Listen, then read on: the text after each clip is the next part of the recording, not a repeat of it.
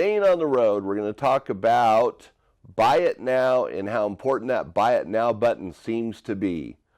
And enjoying the RV life, we're going to explore the idea of making time for downtime and how important it is.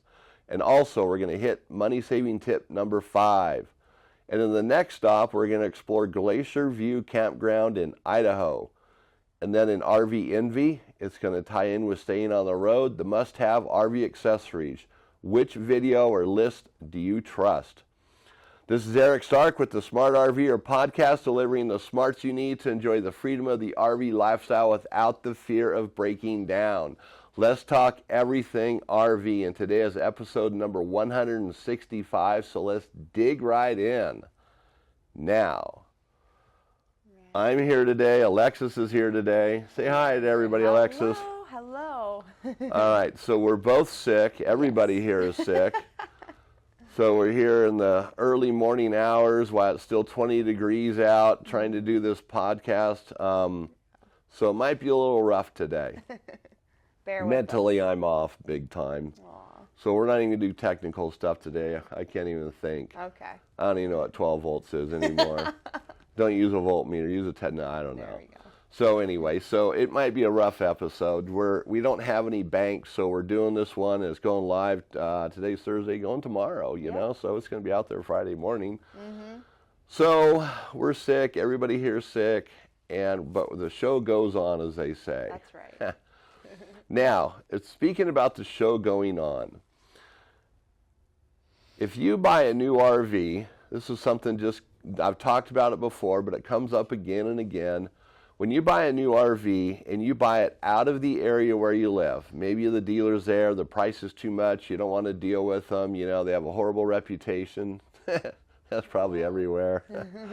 I love those little things. But, you know, when it comes time to do warranty work, sometimes it can be a total nightmare if you have to drag your RV or drive it someplace hundreds of miles away to get warranty work done, because no one in the area will do the warranty work because you didn't buy it from them. And sometimes that boils down to like a Dometic warranty. Even though it's a new RV, the warranty is through Dometic, not the manufacturer of the RV. But it's easier to take it back to the dealership, even if it's a Dometic or a Suburban warranty, because it just makes it easier, because there are generally other things you need done too that would not be specific to Dometic or Suburban or Coleman, whoever it might be. Right. So, if at all possible, try to buy your RV someplace where it's local, where they'll do where you can get the warranty work done. And if you can't do it, I mean, there are reasons why you shouldn't. There's some dealerships around us that, you know, heck, I drove hundreds of miles not to buy one from them, you know? Yeah. And I can see that. But remember, the warranty work might become a hassle. And so some warranty things might just be easier to pay to have it done. Right. Period. Yep. And when a dealership tells you, like maybe it's a local one, you didn't buy the RV from them, and they say, no, we don't do warranty work on that.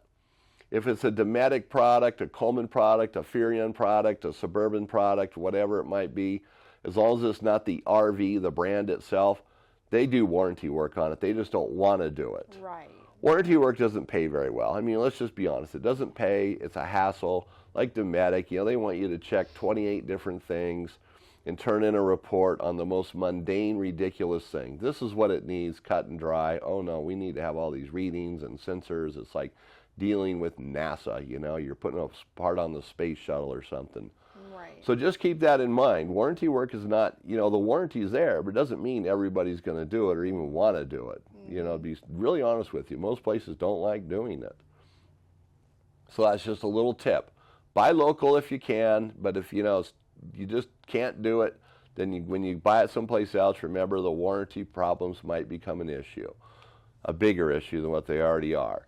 Okay, now as a reminder, our next episode is going to be 166. It's going to be the year-end episode, and that we're going to do all the highlights from 2024 and get into what's new for 2025. We got some really cool stuff heading your way about in 2025. We're going to change the show up some, going to add a great feature. At least we think it's great. We hope you guys like it. But it's going to be, it's just going to be awesome, right, Alexis? Yes, it is. In fact, it ties in with that mug. You can't see it, but Alexis, well, unless you're watching the video version, It's about Route 66. That's what our mug's about. So, but it's beyond that. All right, so here we are. Let's get into the show and get into enjoying the RV life section. So, Alexis, what made you choose Make Time for Downtime? Well, I think as RVers... Yeah, that sounds like a song title. Make Time for Downtime. I'm sure it is somewhere. Some K-pop or something. No, not really. Well, that's kind of the point. I think as RVers, we get really busy. We want to travel as much as we can.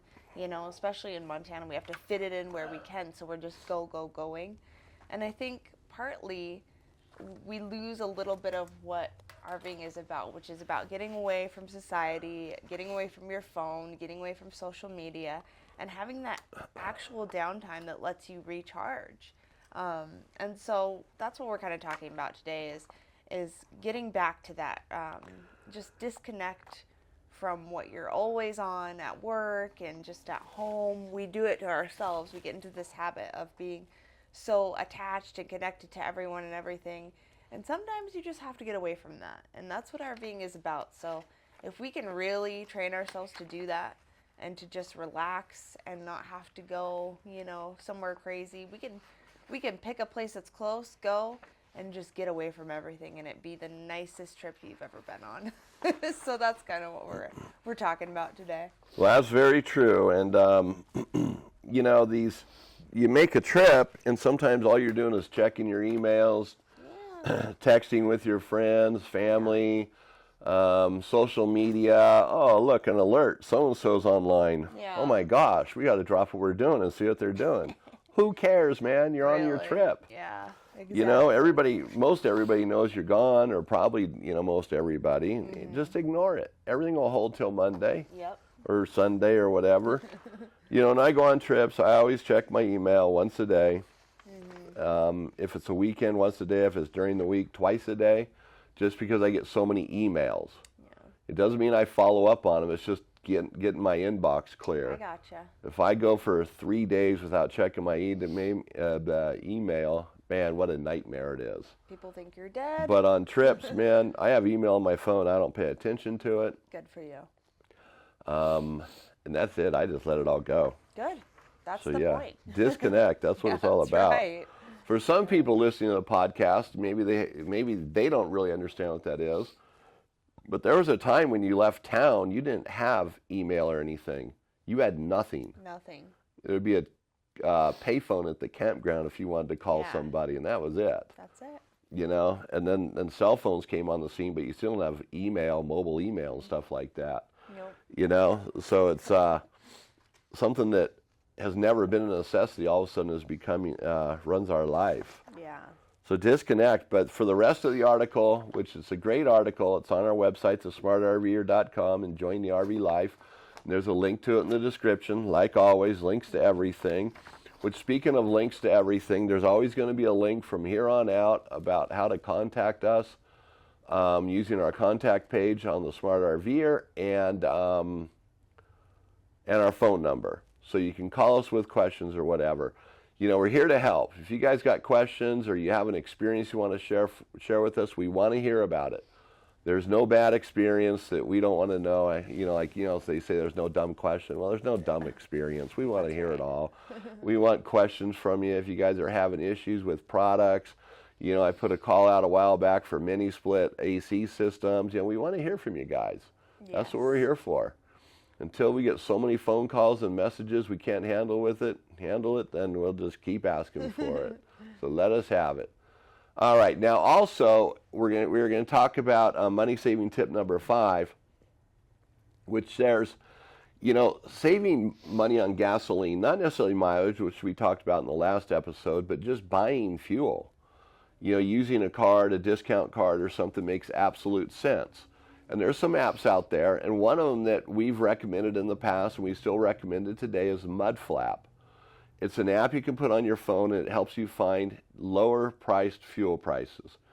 It might not work for everybody in every area. It's still a growing app, but they seem to do pretty well.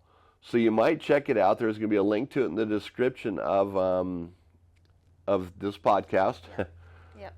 Like I said, I'm sick. Hard to think here. I don't even know what I'm doing right now. But with prices changing so much, whether they go down or up, it doesn't matter. Even if it keeps going down, you still want to save money. It all adds up. At the end of the trip, if you save $50, $100, $150, 200, whatever, that's money that goes towards the trip or a repair or some sort of maintenance.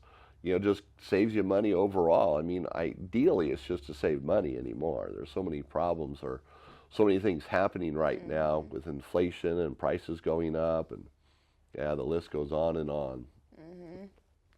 So when you think about this episode or this section here, it's, when you go on a trip, make it downtime. Don't make it work time or anything else. Just make it downtime. Enjoy your vacation, your 1 day, 2 day, 3 days, weeks, whatever it is. Just flat out and enjoy it. Yep. All right, so you can go to smartrver.com and read more about this under RV Envy. The whole full article's there. Make time for downtime. Now, moving on to staying on the road. So this is a little bit different today because I'm not feeling so well and I can't think in technical terms. We're going to talk about something else that ties in with RV Envy. RV Envy is about buying things that you don't have to have. And that came to me a couple of weeks ago, and I thought, well, that'd be a good one because I was watching some YouTube videos. And then earlier this week, because I was at home sick, I was watching this show on a documentary on Netflix about Buy It Now. Is Buy It Now the conspiracy behind, let me find it here, about the big brands, how big brands are trashing the planet. And it's so true. But I'm not going to get into the pollution side of it. I mean, that is an issue. The planet is just getting destroyed with all the stuff that consumers buy, which is all of us. We all buy stuff. Yeah. So we're all guilty as charged, right? But it's making sensible purchases. And, going back in time, thinking about when I was a kid, it was real simple. You needed a new pair of shoes, you go to the shoe store. And, there were shoe stores that weren't in malls. They were just on streets. There'd be a shoe store. And next to it would be a house, depending where you lived. Or maybe there's a downtown area where it had maybe 2 shoe stores, a sporting goods store. But, you didn't have 1,000 choices. It's probably a million. Yeah, a million choices today. You type in athletic footwear online and, make your choice now what kind of shoe you're going to buy. Holy smokes. It's insane. And every shoe's better than the other one. So, shopping as a child for my parents is much easier. Here's where you're going, Yeah. And if you wanted Keds, you'd go to the store that sold Keds. Yep. If you wanted whatever, Vans, they were popular when I was a kid, you'd go to the store that sold Vans. Yeah. And gosh, getting Vans was like a big deal, man. That was like a treat. Wow, man, my parents are springing for Vans this time, And so, that's how life was. It was different, It wasn't like Mayberry with Andy and Opie, but it was, not far from that. Yeah. And, you go to the grocery store, there was just like one type of yogurt. Yeah. My mom would say, go get some yogurt. And, I think there was like maybe 2 flavors or 3 or something, but it was real yogurt too. It had all this horrible sounding stuff in it, the bacteria, Streptococcus itis and whatever. But it was the real deal. It was. Yeah. And all you had to ask was what size, basically, Yeah. And, oh, Mom, can I get a tangerine flavored one? Maybe that was the only flavor they had, or yellow or lemon. Yellow. Yellow. Oh. Yellow flavor. Don't eat the yellow yogurt. But, it was so simple. Yeah. And, cereal, there was a lot of cereal, but not like today. Yeah, that's for sure. And everything was easier. There were so many less items. There were so many less stores. And there were so many less advertisements pushing all the garbage that everybody says we need. Yeah. So parents weren't blowing their money on all this junk. They weren't regurgitating TVs every 3 years. They weren't buying their kids new iPhones every 3 years. Yeah. They were putting that money into putting those kids through college or keeping food on the table, depending on their financial circumstances. It was a different world. Completely. Now today, when a baby comes out of the womb, the first thing it says is iPhone. No, And the second thing is, where's mine? that's true. You know? Yeah. I don't know if it says it in the Bible that it's a God-given right, but it certainly seems that way, you know? That at birth you need an iPhone. Yeah. Yeah. Not even I had one, until Yeah, Alexis is not out of as high old as school. me. So she's born in this, Millennial. that generation. He's looking at me like. But she's not like a lot of the younger people out there. Try not to be. Alexis is an older soul, as some might say, That's true. for better or worse. But so and society changes. It changes all the time, and it's like my parents told me things that I would never see in my lifetime. Like I'd never be able to buy a house, and I bought my first house when I was like 21 years old. Mm-hmm. It just worked out. I had a good job making good money. I was driven. But their parents told them things that they would never be able to do in their lifetime, and some of those things came true, some of them didn't, and that's the way it is. But today, parents talk about things that were simpler, and younger people think, oh gosh, this guy's on heroin, man. Yeah. What's he thinking? Right. But, it wasn't that long ago. No. I remember in my 20s, I was remodeling a house, and, I needed a nail gun and an air compressor. And, it was really easy. I just went to M&W Electric. They're the only place in Torrance that sold that type of stuff. And you go in, and they had like two brands, Senco and Bostitch. And the air compressor, I forget what brand it is. They're still in business today. In fact, my brother's a representative for their company. M-Glow, that's it. And you buy them, and that's it. Yeah. You go out the door and you're done. It didn't matter what it cost. That was it. Yep. And you got an okay deal. It felt good anyways. And, I looked at, well, I'm remodeling my house myself. I'm saving a ton of money. Yeah. Yeah. And, I still have that nail gun today, and I still have that air compressor today. And they work fine. And it's different. You go buy a new compressor today, it's going to last you for a few years. You're going to be throwing it away. A nail gun, throw away, Yep. So things have changed, and we're not going to change the world. That's for darn sure. This world is going the way it's going, and there's no stopping it. Mm-hmm. But the point I'm getting to, which is taking the long way around here, but you got to have a little backstory, right? Make it fun, interesting. See what this knucklehead's talking about today. Is, how many things do you buy that in a month or 2 months are outdated, according to the companies? Yep. Like I'm looking at some of our equipment in our studio. Now, we have some Panasonic cameras, which is amazing that they're still making the same model after at least 8, 9, 10 years.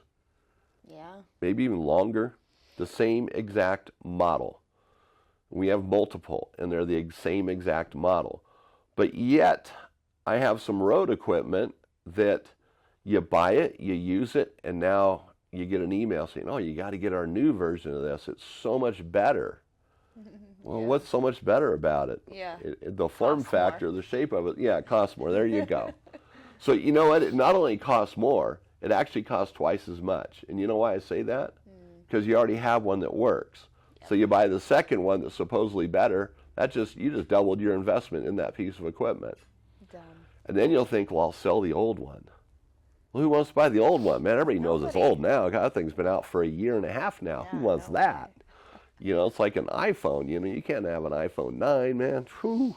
That's right. Especially like a kid. But so it just never ends, and we all fall victim to it.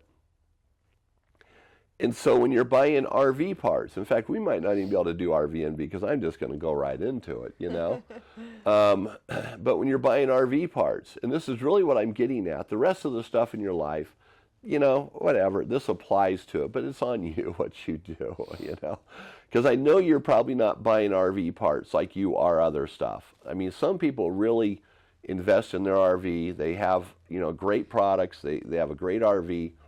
Other people buy it, they treat it for what it is, something they use, and they have all the right equipment, but they don't go beyond that. There's like maybe not a physical budget, but there's a mental budget like, hey, you know what? We're only going to stick with the basics, the things we really need. And once we buy them, we're just going to let them wear out, and that's it.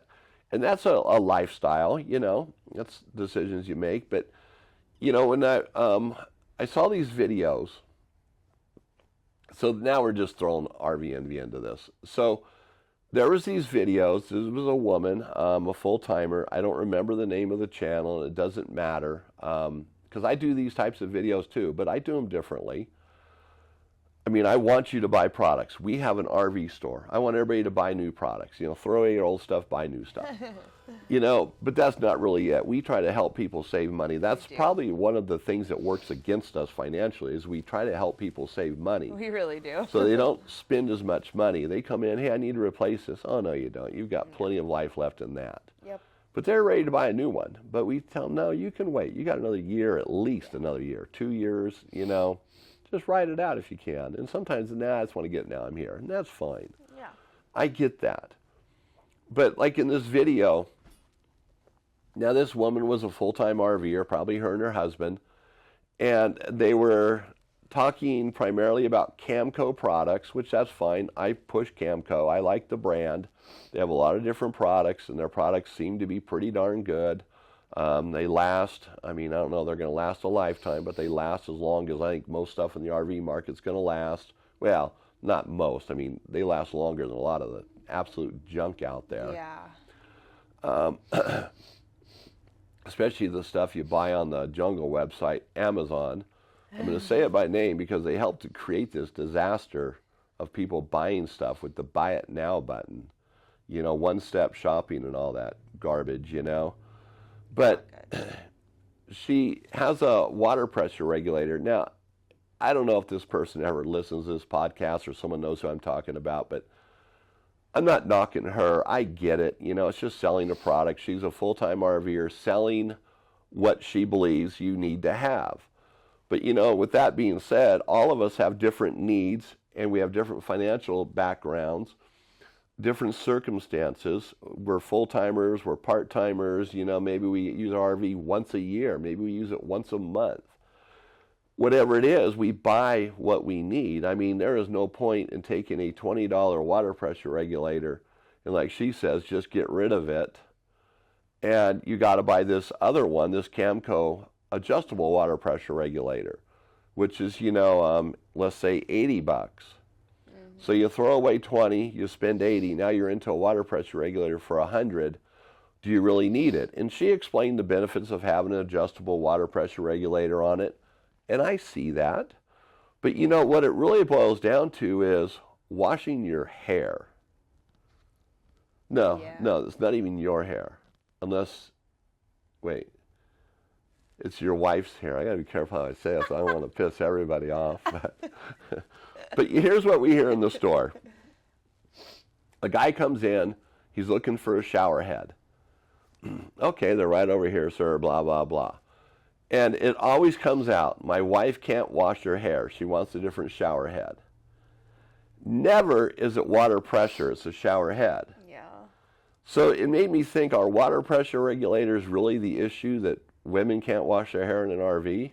It's probably just the shower head's not letting enough water out. Now, it could be water pressure, but an adjustable water pressure regulator is not going to change the pressure at the park. If the pressure at the park sucks, it's going to suck in your RV no matter what. Yeah. You know, and 50 PSI or 55 PSI generally is plenty for anybody to wash their hair, unless your hair goes down to your ankles. Yeah, that might be an issue. And then in that case, you bring along one of those big steel troughs that like you feed an animal with and just fill it with water and dunk your head in it, right? There you go. All right, there. Now everybody's mad. Wow. But then again, you see, now you're blowing money out of a steel trough. Forget it. Jeez. Get a plastic one. They're lighter and cheaper. Plastic. No. Okay, so that's an example, and it's exaggerated, but it's the reality. Is the water pressure at the park the problem or in your RV? If it's in your RV, is it actually the water pressure regulator? Because you buy one and you use it, it's yours. You can't return it. Exactly. Unless you bought it on the jungle and you know, go through their little hoops to return it and blame it on the seller or something, you know. Because then, you know, it's never your fault. It's always their fault. Right. Yeah. So, you know, and then it goes on to the next thing. It's a water hose. You know, she picks up a water hose. And, you know, it's this big old coiled mess, which was a total exaggeration of the water hose. I mean, I get it. You know, you grab it, especially if you don't really roll them up right. You just kind of throw them in a compartment or whatever. It's like a snake. But you know what? We sell these things. Yeah. I have tried every water hose on the market. Yeah. And there are some I like more than others. But RV hoses have a tendency of just kind of sucking no matter what. Mm-hmm. You know, you buy a hose for your house. You don't buy one of those plasticky hoses you know is going to kink. That's throwing your money away. Mm-hmm. But for an RV, if you buy a white water hose and it's working, all it does is provide water from the hose bib to the RV. That's it. Yeah. Nothing more, nothing less. If you have a blue water hose that supposedly doesn't kink, the water is the same. The pressure doesn't change. The flavor doesn't even change. It doesn't come out any different. When it comes out, it doesn't like sparkle and glow or anything like that. Mm-hmm. It's a water hose. And granted, some water hoses can be a pain, especially when it's a cooler climate. You know, they are going to kink easier. I completely understand that. Yeah. But if your water hose kind of is hard to unravel, every hose you buy is going to be similar to that. And now I use the Camco Evo hoses, and I like them because they roll up real nice. But you still have to do a little untangling. When you lay it out, you got to make sure there's no kinks in before you turn the water on. Even the hoses that are supposed to be kink-proof will sometimes kink. But there are better quality hoses. Some of the cheaper hoses don't last as long. Where the more expensive ones, like the Evo Flex and the... well, heck, any blue water hose Camco makes is going to last longer than any white hose on the market. Yeah, period. That's true. You know, Techno or Apex, they're a good company. Their hoses are good, but they're not, I don't think, as good as Camco. No. And I'm not trying to push you on Camco. So if you don't have a Camco hose, you don't have to go out and buy one because Eric said. Holy smokes, we're really going on over time here. I didn't realize that. Okay, so I'm going to need to speed this up. So, you know, just looking at what you buy and how it works, don't fall into this trap that you have to replace it because someone tells you there's something better. There might be something better, but you really need it. You know, how many times do we buy something and just throw it away? And RV stuff is changing. You know what else got me kind of on this thing is recently Lippert just came out with a new air conditioner designed for people that live in hotter climates like Arizona.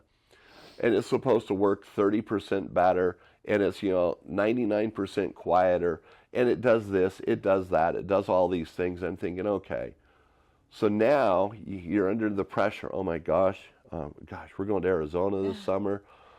Oh man, do I get this air conditioner? Do I not get it? Right. You know, and it's an air conditioner. It's the ceiling assembly on the inside. It's probably a new thermostat or a kit to make it work with your thermostat. Yep. And at the end of the day, the gain will probably be negligible. Now, I haven't tried this air conditioner, so I can't speak from 100% authoritative standing on that. But the reality is, these air conditioners sometimes are boasted as making all these changes, and they're not that much difference. If you talk to the manufacturers, you talk to the right person there, they're going to be honest with you. You get them that person who's just going to lay it out online. Yeah, you know what, this one's not really any better than that one, and we got a new one coming out, but it's pretty much the same as this one, except, you know, when it starts up, it's a little bit quieter or something, you know. I mean, we're in the business. We know how this works, you know. All these air conditioners are pretty much the same. They're all loud and annoying and consume power, you know. That's it. That's about it. But we don't want to get caught up in all the frenzy of buying new stuff all the time. Really, that's the point I'm making. Boy, that was a long road to get there. But it's trying to help you save money for enjoying your RV. Yeah. where the RV is not this big old burden like, oh boy, we got to get like lithium batteries. Oh my God, we got to get lithium batteries. How come? Well, they look so good in there. Look how nice they are. Do you need lithium batteries? That's the question you should ask yourself, not where can I get them and how much. It's do I need these things? Right. So focus on that. Put your money towards something else. Yeah. Whatever, putting your kids through school, put it towards something else. I mean, I'm not saying don't buy RV stuff when you need it, but buy what you need. And if you need the better quality, if that suits your bill, then buy it. I'm not saying that either. I mean, me and my wife both, and Alexis just brought this up, that her and her husband try to buy the better quality things all the time. Yeah. And I feel that I've been that way forever because you buy the better stuff, it lasts longer. Saves you money. And we're especially in a time now where things are cycling through every, 30 days, Yes. So you want to buy better stuff. Refrigerators only last 5 years now. I know. So if you buy a really good one, you might get 6 out of it. No, they last longer than that. But I think you get what I'm saying. Buy the better quality stuff rather than buying it 2 or 3 times. And don't get duped into videos, even if it's mine. Buying products you don't need. Sorry about that. We're just dying down here. It's fine. Yeah, boy, I have to edit that out, right? So I'm going to take a sip of water and catch my breath, and I'm just going to turn it over to Alexis now as she covers the next stop, Glacier View Campground in Idaho. Got it. In Idaho, we want to make that point because it is not close to Glacier Park, if that's what you were thinking. So, yeah. But no, this place is really beautiful. I did a little research because I actually wanted to go to it myself. It's positioned on the north shore of Redfish Lake. So if you all know where that is, it's a beautiful, beautiful lake. Lots of views. Across the lake, there's this big mountain range. It's just incredible. Like, you just can't get a better place. It is hard, however, to get a spot there, I found. So if you really want to, you should probably try to get a reservation long ahead of time before you actually go. There's a lot of campgrounds nearby. So if you want to go visit it during the day, you can do a lot on the lake. You don't have to be staying there to enjoy it. So that is a good thing to know. There's a lot of campgrounds nearby, a lot of hiking, kayaking, fishing, swimming. Yeah. So much to do. So yesterday when I was looking through this stuff, I looked up this Glacier View Campground in Idaho because I was kind of curious. That sounded familiar, and I'm thinking Glacier National Park in Montana, but it's not. It's not. And then it hit me that I'd been there. That's so cool. And that's on the 75, I believe, in Montana. So from Stanley down south to Ketchum, Idaho. I remember when I was a kid, my brother had a shirt from Ketchum. It said, Ketchum, hell, I can't even find them. That's a good one. But anyway. But that whole road is like going through a whole different, I don't know how to describe it. It is totally different. It's not like the part of Idaho we were seeing prior to that. It's not like anything we've seen in Montana. Wow. The campground is unbelievable. That whole road is stunning. If you could spend a week or two driving down that road. He's so cool. And I think I've mentioned that in the past, but yeah, it's one of those places you got to go to. Yep. The campground is unbelievable. That area is unbelievable. So pretty. And there's a lot of camping in the area, dry camping, whatever you want to do. But you got to check that one out. Yes. All right, so that will be on the website as well, thesmartrver.com, under the next stop, and you want to look at that, Glacier View Campground in Idaho. All right, so from that, we get the idea that, there's all these places to go. So, Idaho's one place, and sometimes making that trip more than just one spot, making it 2 or 3 spots, setting up, and tearing down can be a hassle, but heck, why not? All right, so we've already gone through RV Envy, which is basically pretty much everything I talked about. And yeah, I went on that. Now I know why my wife and kids always dread it when they say, hey guys, come here, I got to talk to you, oh boy, here goes Dad on one of his things. Why are they running the other way? So hey, we've been making some great progress with our subscribers on YouTube.